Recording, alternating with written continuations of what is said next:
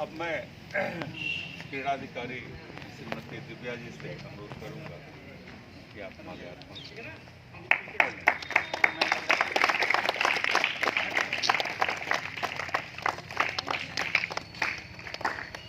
Sports चल Yadav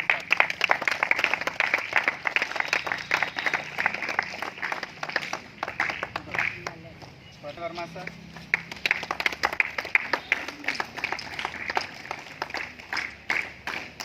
Chandauli Olympic संघ के जिला सचिव आदरणीय पीपी यादव सर,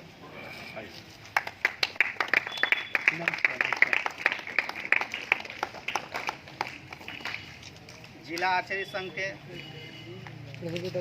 जिला सचिव आदरणीय गोविंद सर,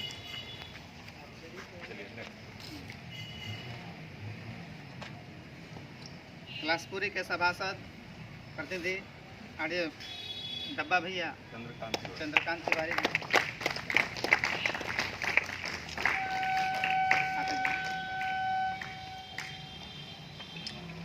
कूडो संघ के सचिव विकास राज एवं तमाम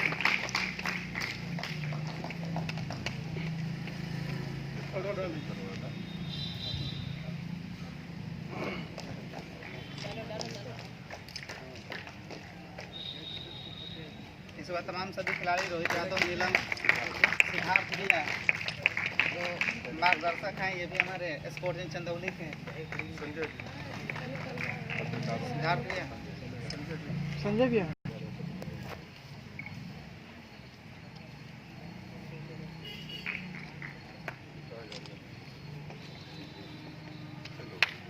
साफ चौबे इत्यादि सभी खिलाड़ी नाम एक लड़का एक लड़की को बुला के उनसे करवा लीजिए सबका। चलो थोड़ा डिस्टेंस में रहना बेटा, सब लोग आधे आधे हाथ दो हाथ की दूरी रखो। हाँ बेटा बीच में ले लो, दूरी ले लो। आइए अब वीडियो ले लीजिएगा। एक मैं भी खड़ा हो जाता हूँ। हाँ आप भी आ जाइए।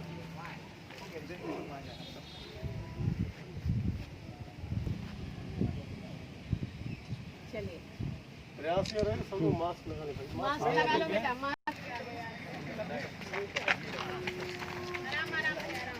आराम से रिलैक्स रिलैक्स।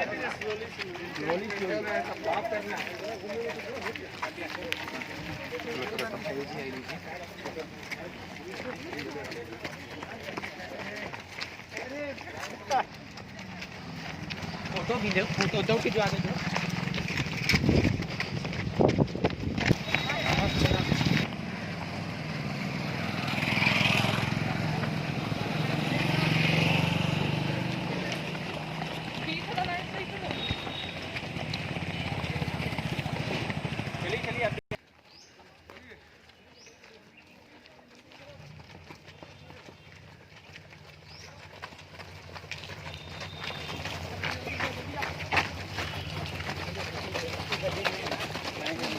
चलो चलो। अब हम लोग स्पीड इंडिया फ्रीडम 2 अक्टूबर फिट रन के तहत अब हम लोग अपने अतिथि का स्वागत भी करेंगे, क्योंकि अतिथि देवो भव बोला भी जाता है।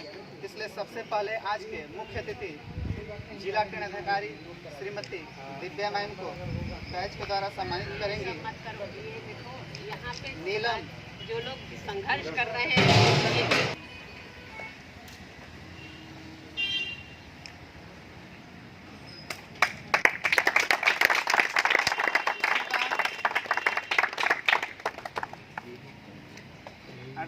आदरणीय अनिल सर जिलाध्यक्ष स्पोर्ट्स चंदौली का सम्मान करेंगे।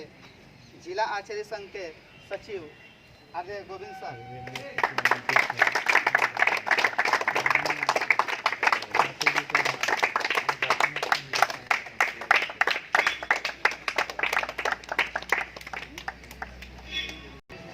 इलियास सर सम्मानित करेंगे हम लोग स्पोर्ट्स चंदौली के टेक्निकल डायरेक्टर आदरणीय वीरा वर्मा सर,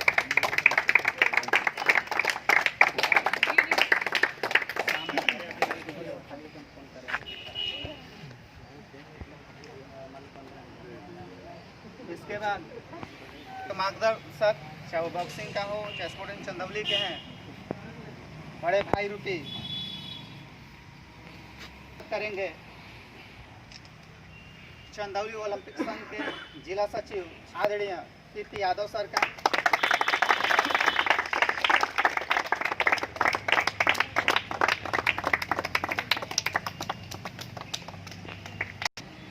अतिथि कैलाशपुरी सभासद प्रतिनिधि चंद्रकांत तिवारी भैया का स्वागत करेंगे। इलियास सर,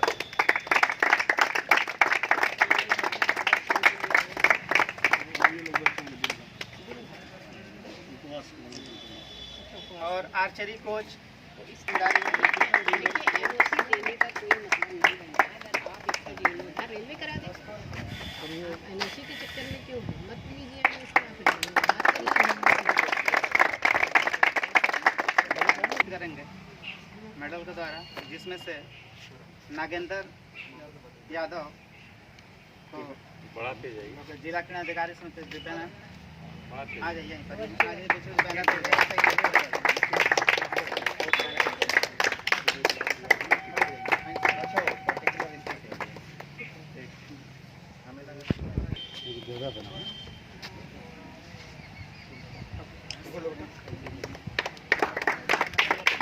हम लोग जिला ओलंपिक जिला संचालक ओलंपिक पीपी सर,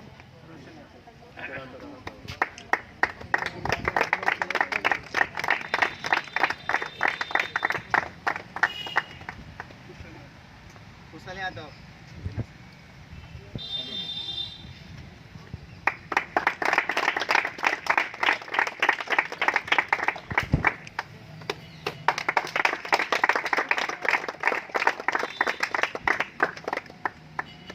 अलक्सा, ये योगी है ना,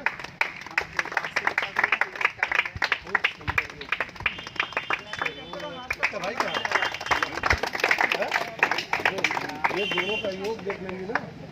दीक्षा शर्मा, ये मैंने से कहा अपनी मम्मी लोगों से भी करवाओ, पापा से भी आप देखिएगा,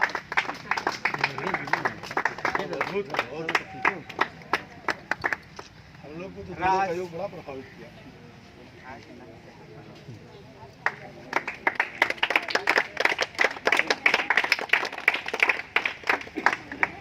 विनोद,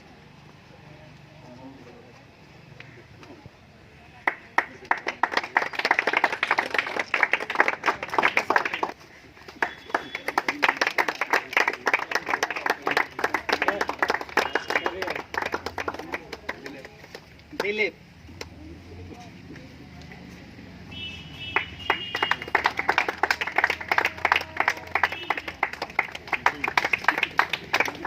बड़ा सौभाग्य का दिन है हम सब देशवासियों के लिए।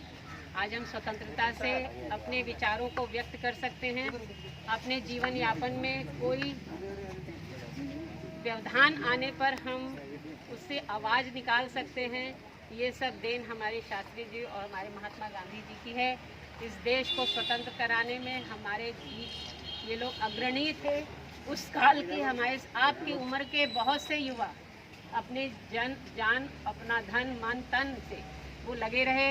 आज हम इस स्वतंत्रता का उपभोग कर रहे हैं और इसका सही उपयोग करते रहें, ऐसी हम सब की इच्छा होनी चाहिए, हम सबका ध्येय होना चाहिए। हम अपनी स्वतंत्रता को सही दिशा में ले जाएं और देश के प्रति समर्पित रहें, चाहे वो खेल के माध्यम से हो, चाहे विद्या के माध्यम से हो, चाहे वो अपने व्यवसाय के माध्यम से हो, चाहे राजनीति के माध्यम से हो। किसी भी माध्यम से देश के प्रति समर्पण हमारा मुख्य उद्देश्य होना चाहिए। जय भारत, जय हिंद। मैडम की बात से अपने आप को जोड़ते हुए मैं यही कहूँगा कि ये बात बहुत पहले से कही गई कि sound mind lives in a sound body. एक जो ठोस दिमाग है, संतुलित दिमाग है, वो संतुलित शरीर में ही रहता है। बीमार आदमी कभी भी अच्छे विचारों को नहीं दे सकता, क्योंकि वो रुग्ण होता है। और रुग्णता आती कैसे है?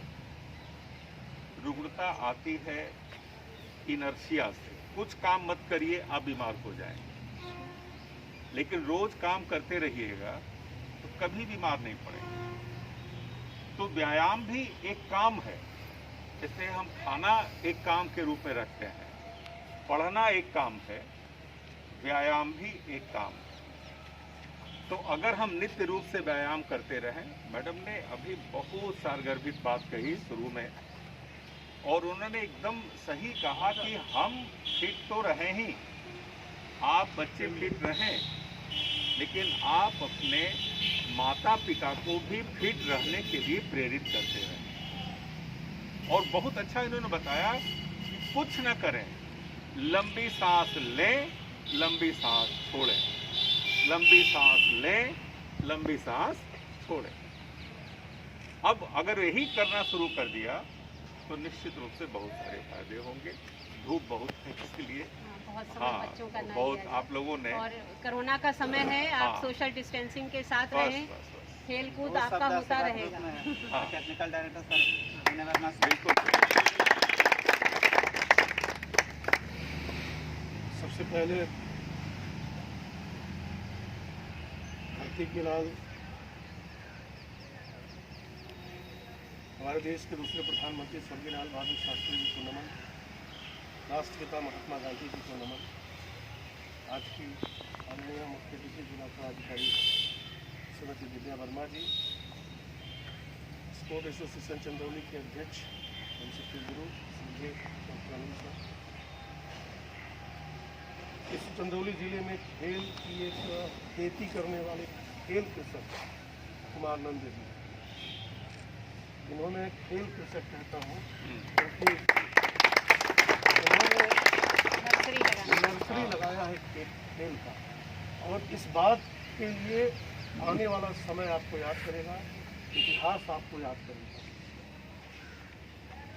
दोस्तों, आज का दिन बड़ा महत्वपूर्ण दिन है, और सबसे ज़्यादा महत्वपूर्ण दिन इसलिए है कि गांधी जी और शास्त्री जी की जयंती से जुड़ी दो जगह है, एक पोरबंदर और एक मुगल सराय। पूरी दुनिया में जहाँ जहाँ भी इनके अनुयायी हैं, आज इनकी जयंती मना है। लेकिन हम सब सौभाग्यशाली हैं कि जो दूसरे प्रधानमंत्री जी हैं उनके जन्मस्थली पर खड़े हैं। पूरे भारतवर्ष का, पूरे विश्व में यह सौभाग्य हमें ही प्राप्त है, जिनका वो पोरबंदर वालों को प्राप्त होगा जहाँ गांधी जी के जन्मस्थली पर कोई खड़ा होकर के आज जयंती मना रहा है। तो एक सौभाग्यशाली वो और दूसरे सौभाग्यशाली हम। यकीन मानिए, हमारे और उनके अलावा बाकी लोग आभासीय जयंती मना रहे होंगे। इस मिट्टी को नमन। मैं नंद जी से कहूँगा, इस मिट्टी, जिस मिट्टी में देश का ऐसा मसीहा पैदा हुआ, जिन्होंने देश को एक आदर्श जीवन का एक नमूना दिया कि आप देख सकते हैं कि कैसे एक शुचिता राजनीति में भी रखी जा सकती है जीवन की तरह। इस मिट्टी को जरूर नमन करें।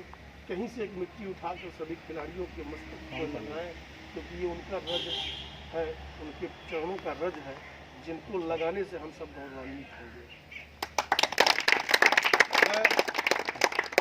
खेल को लेकर के नंद जी से हम लोगों की अक्सर बातचीत होती रहती है, और नंद जी अलग अलग तरह के प्लेटफॉर्म खेल को देते रहते हैं, हर तरह के।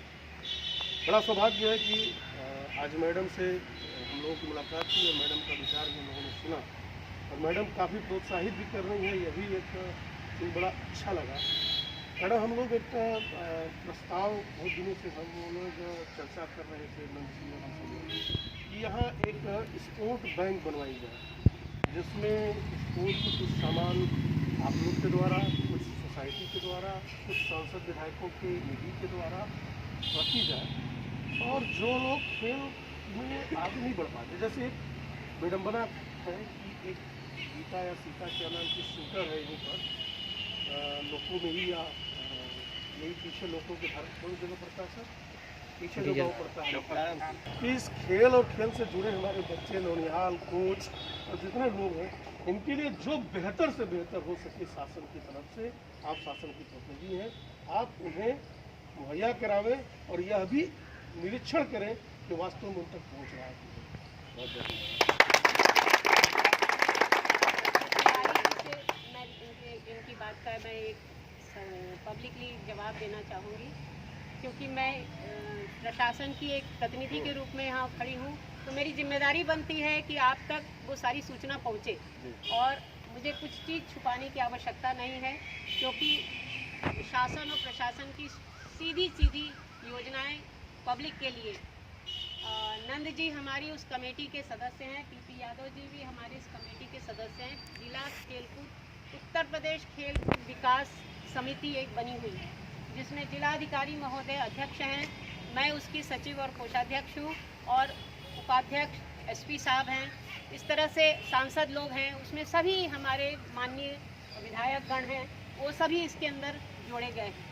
इस समिति की अभी बैठक 28 तारीख, 30 तारीख को, 31 तारीख को हम लोगों ने अभी यहाँ कलेक्ट्रेट में आयोजित की थी। उसका मुख्य उद्देश्य यही है कि जो हमारे लड़के बच्चे खिलाड़ी एक सर्टेन एज तक पहुँचते उपकरण के अभाव में, कहीं जाने के लिए पैसे के अभाव में अपने आप को आगे एक्सप्रेस नहीं कर पा रहे हैं, उनका सहयोग किया जाए। पर दुर्भाग्य है इस जनपद का, मैं इसलिए अब क्षमा चाहूँगी आप सबसे कि मैं यहाँ खड़ी होकर के इस जनपद के दुर्भाग्य को भी देख रही हूँ। पिछले 22 साल से ये जिला संघर्ष कर रहा है एक स्टेडियम के लिए। 22 वर्ष हो गया। अगर ये स्टेडियम हम, कई सरकारें आई गई, मैं सरकारों को दोष नहीं देती हूँ, इसलिए नहीं देती कि हम ही को आगे बढ़कर हमारे ज़िले के लोगों को ही वो ज़मीन मुहैया करानी होगी कि जहाँ वो स्टेडियम बन सके। ये ज़िला जो है वो धान का कटोरा कहा जाता है। हर आदमी, हर खेतीहर जो है उससे उसका धन पैदा कर रहा है, धान पैदा कर रहा है, उसका जीवन और रोजी रोटी चल रही है। वो अपनी ज़मीन मुफ्त में नहीं दे सकता। तो इसके लिए हमने प्रयास करके उस ज़मीन के कीमत को लगवाया। कुछ किसान बेचना चाहते थे, जिससे कि उनके घर का कोई वर्धित कार्य है वो नहीं हो पा रहा है, शादी या विवाह, इसलिए वो अब चाह रहे हैं कि उस ज़मीन को बेच दें। तो मैंने उनकी लागत लगवा करके उठाकर शासन को भेज दिया है। 5 करोड़ रुपए की मात्र ये स्टेडियम बन जाएगा, जो पूरे जनपद में, पूरे ज़िले में कहीं 400 मीटर का ट्रैक नहीं है। वो स्टेडियम विकास भवन के पास 1.5 किलोमीटर की दूरी पर ज़मीन चिन्हित कर दी गई और उसको हमने भेज दिया। अब ये सरकार, क्योंकि ये लॉकडाउन का समय ना आया होता, ये दुर्दिन शायद प्रशासन और शासन के लिए भी दुर्भाग्य का समय आ गया कि धनराशि की कुछ कमी हो सकती है, लेकिन आने वाले समय में ज़रूर स्टेडियम बन जाएगा और वो सारी सुविधाएं मुहैया होंगी जो एक खिलाड़ी को बेसिक रूप में होनी चाहिए।